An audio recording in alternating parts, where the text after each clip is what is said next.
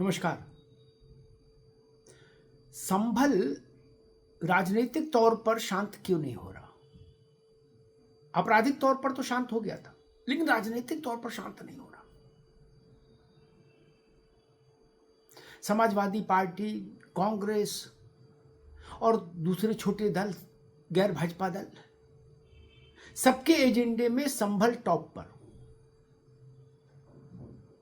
कल समाजवादी पार्टी ने संसद के दोनों सदनों में संभल को मुद्दा बनाया। आज राहुल गांधी जी संभल जाने की कोशिश करेंगे। आखिर संभल में ऐसा क्या है? क्या संभल, इसके थोड़ा सा पीछे अगर आप जाएं, 19 तारीख को पहला सर्वे हुआ जामा मस्जिद में संभल की, शांतिपूर्ण हुआ, कहीं कोई विवाद नहीं, झगड़ा नहीं, हिंसा नहीं। 24 तारीख को दूसरा सर्वे हुआ जिसमें दंगा हो गया, जिसमें पथराव हो गया, जिसमें अवैध हथियारों से गोलियां चल गई और ऐसे ऐसे कारतूस इस्तेमाल हो गए जो पाकिस्तान में बने। पाकिस्तान आर्मी के कारतूस संभल में चल गए। वो कहां से आए? उसके पीछे कौन सी डिजाइन थी?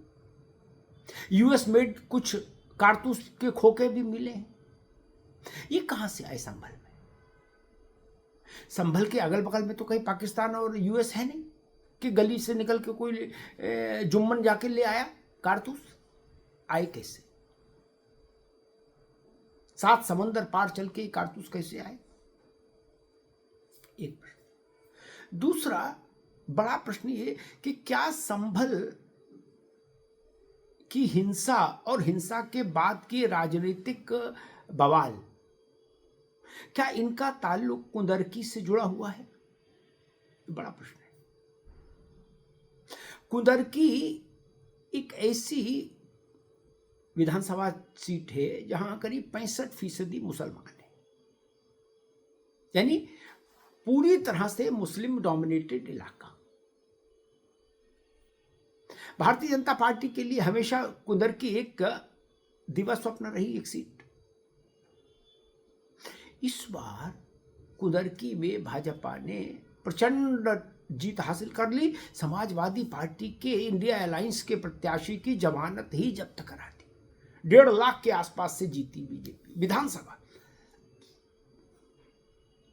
तो इससे मैसेज ये गया कि क्या मुसलमानों में कुछ नया चिंतन शुरू हो रहा है? क्या समाजवादी पार्टी और कांग्रेस की पकड़ मुसलमानों पर कमजोर पड़ रही है?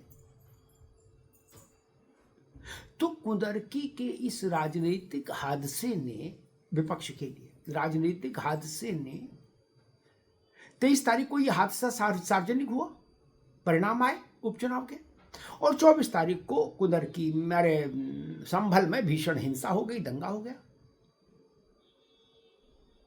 12-18 घंटे भी नहीं लगे और गोलियां चलने लगी, पत्थर चलने लगे, आगजनी होने लगी। बगल का मामला भी है, जिला भी बगल का ही है, मुरादाबाद और संभल एक ही रोड पे पड़ता है, रूट पे पड़ता है।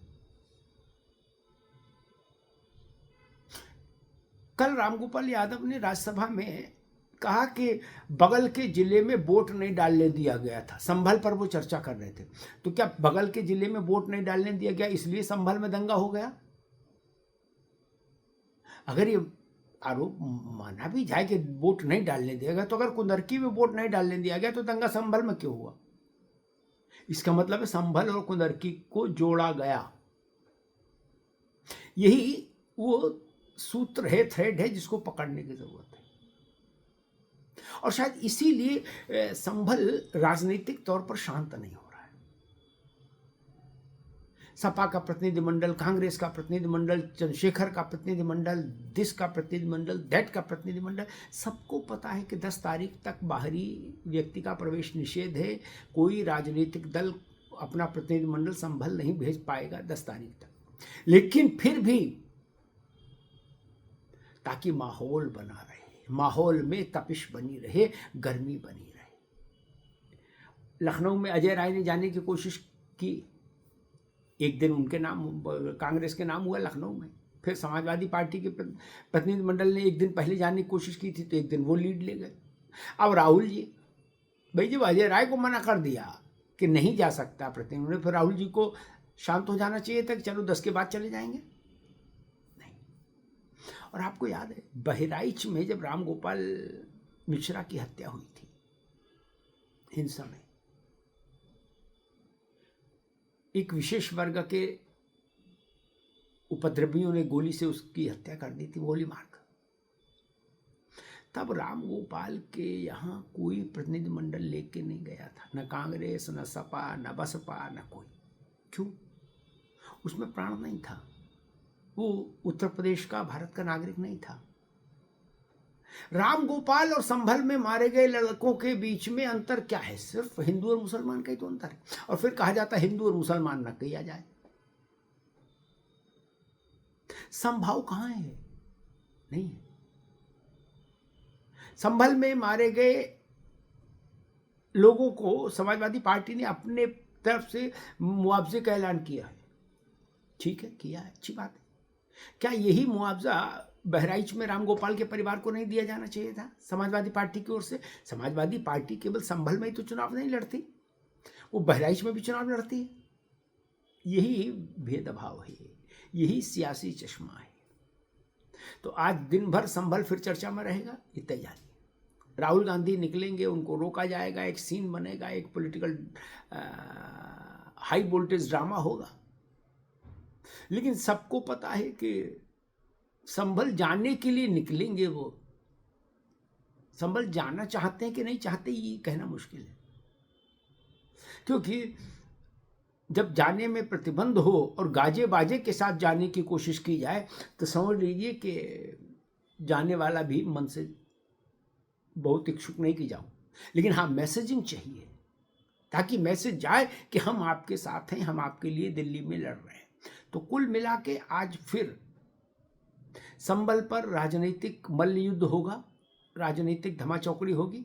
उसके लिए देश और प्रदेश को तैयार रहना होगा और इस बात पर भी गौर करना होगा कि संभल की गलियों में पाकिस्तानी आर्मी के कारतूस और उनके खोखे क्यों मिल रहे हैं, क्या कनेक्शन है कोई पाकिस्तान और संभल का?